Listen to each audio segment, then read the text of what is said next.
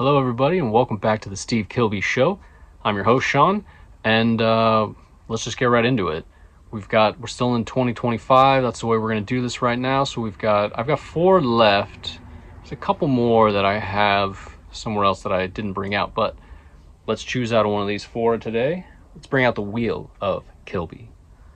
There you go. Let's see what we get here. Oh, well, that's better. Round and round and round she goes. Oh, I moved it to Steve Kilbey on accident. It was on random. I think everybody saw that. I could spin it again. Maybe I should have kept it on a flat surface. Okay. And that's random. So it's random again. All right. So the wheel tells me random Steve Kilbey 2025. I've got 4 options. All of them could technically be under that, except Kilbey Kennedy is definitely out because we're not spinning on that. So any of these, let's just go with this one because it's closest. All right, so in 2025, Steve Kilbey and Gareth, I can't say your last name, Gareth Koch? It's one of those. I'm going to say Koch. Does anybody know? If you know, please let me know. So Steve and Gareth put together Songs from Atlantis. It is a cover that I love. Beautiful. We got the fish. We got the remnants of Atlantis right there. And on the back, we got the track list. We got the credits. This is a 13-song release. Came out in May of 2025. Nice digipack. Hang on a second here. I'll show you the inside. We got the CD, which you all need to see. I gotta pull that out because you want to see what the disc itself looks like. Beautiful. Continues that image. And here's Mr. Steve Kilbey and Gareth. Hopefully that's in focus. The lighting is bad. I decided to do a night video. Night Friends, speaking of night, is a group that I'm not a part of. I think it's a paid membership to the church's website. I think it's called Night Friends. I keep thinking about maybe doing it. I think you get exclusive content and stuff. Is anybody a Night Friends church band member that's seeing this video? If you are, hit the comments up and let me know. Is it good? Should I check it out? I don't even know how much it costs. It's probably not that expensive, but who knows? You never know. Anyway, back to 2025's Gareth Koch, Steve Kilbey, Songs from Atlantis. You got production by Steve and Gareth. Vocals, lyrics, and additional percussion by Steve.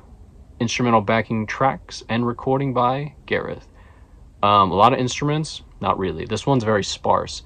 It took me 3 listens to really, I think, appreciate this album. The first listen, I had it on, and after a few songs, I weaved into a different sort of mindset, and it kind of got me out of listening to the album. So it took a couple more listens to really get into it, but I would say that I really like it. There's a lot of beautiful guitar work in particular on this album. It's a sparse kind of instrumentally only, there's vocals, but it's a sparse from an instrumental standpoint production, but the guitar work is really wonderful and quite different than some of the other stuff that we're going to be talking about, especially in 2025. I do, again, if I said it in the first video, I'll repeat myself, but if I didn't, I think that part of the reason 2025 is a good year to start with is there's a nice mix of everything that Steve, we're best friends, hey Steve, brings to the table, and it really is a nice range, and I think you see it again here with Songs from Atlantis. The first thing that we talked about is quite different than this, I think. So some really good songs on here. I like tracks 1 and 2, The Augur and The Black Sail. I also really like The Priest's Wife, which is track 7. And I love Hyperion's Oar, track 11. Those are probably my 4 favorite songs on this album. It's good. It's different. It is interesting. Again, like I said, there's quite a range going on here from all of the stuff that we're going to be discussing. And so The Road to Tiburbura, right, was the first thing, and that fits a little bit closer to me into a lot of the solo stuff he did, and it's also a nice segue from the church into his solo stuff. It feels a little bit more similar, although it's not, right? It feels a little bit closer, in the same family anyway, whereas this to me feels quite different, and this feels a little bit similar to the Kilbey Kennedy thing that we will be talking about from 2025 in some ways, but also very different. And then these two, the Speed of Stars that we'll be talking about, I'm just getting ahead of myself, and the Jack Frost compilation or collection are very different also. But anyway, Songs from Atlantis is quite good.